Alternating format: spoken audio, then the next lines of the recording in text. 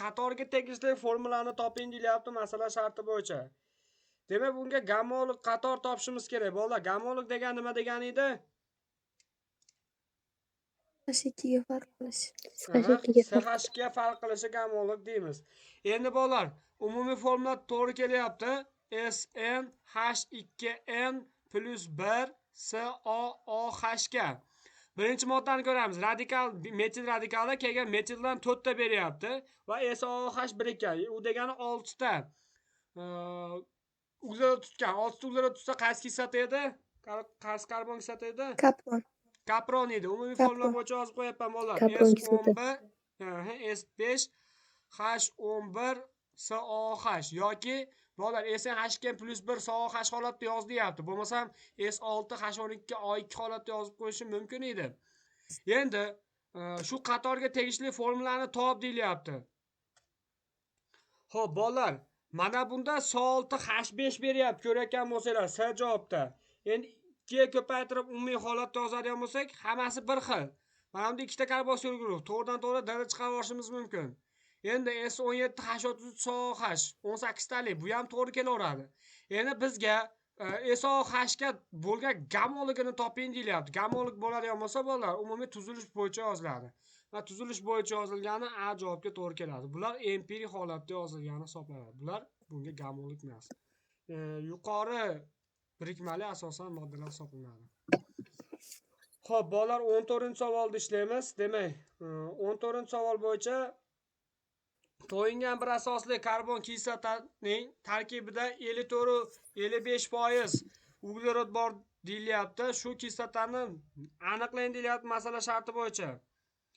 Endi buni tenglama qilsak ham bo'laveradi. Hop. Kelinglar, oddiy usullardan foydalanaylik. Xo'p. Mana. Demak, karbon kislotaning umumiy formulasini yozadigan bo'lsak, SNH2NO2 holatda yozib olaylik buni. Umumiy holatda. Endi yozib olganimizda masalaning sharti bo'yicha aytilyaptiki, uglerodni massa ulushi 54-55%. Umumiy modda massasini biz 100%, har qanday holatda 100% olganimizda. Massa topish formulasi 14N plus 32 ga to'g'ri kelganda har qanday modda doim 100% olamiz.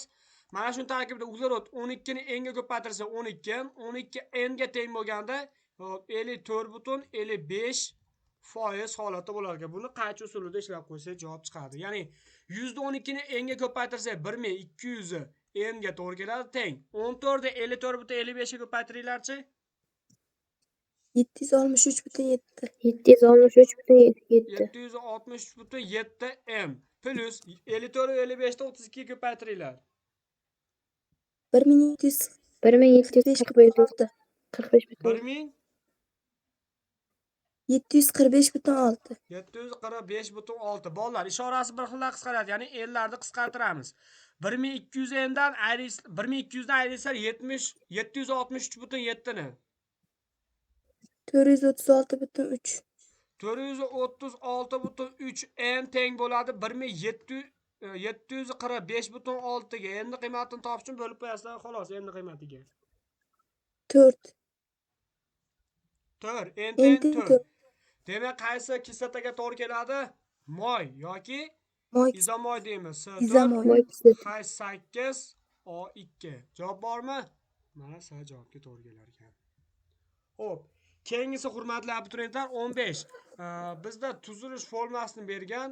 SH3 SH S2 H metil radikal SH unga metil radikal va oxirgi karboksil guruh. Bo'lgan moddaning nomi qanday? Bolalar, bilamizki, bularni nomlayotganda sistematik nomenklatura bo'yicha karboksil tutgan guruh tomonidan nomlanadi. Esimizda bu. Demak, umumiy tuzilishini yozib yuboraman, hurmatli abituriyentlar. SH3 SH bunga etil radikali beryapti. Biz buni quyidagicha yozib olishimiz mumkin. SH2 va SH3 holatda etil radikalini. Va SH bunga endi metil birikyapti. Masala sharti bo'yicha yozilgan va unga karboksil guruh berilyapti. Bolalar, karboksil guruh tutgan tomondan sanaymiz. 1, 2, 3 va radikali uzun tomondan sanaymiz. 4, 5. Xo'p, demak, tarkibida asosiy zanjirda 5 ta uglerod bo'ladigan bo'lsa, hurmatli abituriyentlar, demak, esimizda bo'lsa, alkallarga kislota so'zini qo'shardik. Pentan kislota holatda bo'ladi. Va javobimizda butan kislota bo'lgani uchun D javob chiqarib olishimiz mumkin. Endi nomlab qo'ysak bo'lgani, bolalar. Qaranglar, 2 da, mana 2 da metil turibdi va 3 ta mana 3 ta mana bu metil turibdi. Demak, 2 dan 3 ta ham metil turgani uchun quyidagicha yozib olaman. 2, 3, 2 ta metil bo'lgani uchun di metil va asosiy zanjirda 5 ta uglerod bo'lgani uchun alkal to'yingan monokarbon kislotalar deymiz-ku. Alkallarga kislota so'zini qo'shamiz. 5 ta uglerod bo'ladigan bo'lsa, bu bilamizki pentan bo'ladi. Kislota so'zini qo'shsak, pentan kislota holatda bo'ladi. Keyingisi bolalar, bu 16 xuddi shunga o'xshash 17-ni ishlaymiz. Quyida qaysi kislotalardan qaysi biri 2 negizli kislotalardir deyapti. Bolalar, 2 negizli kislota degan nima degani?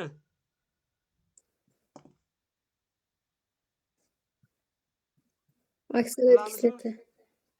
Tushunmadim. SOH karboksil guruhda 2 ta ekan. Guruhdan 2 ta bolalar, ya'ni oksalat kislota. Yana bir nomi nima edi? Shovul. Malon kislota.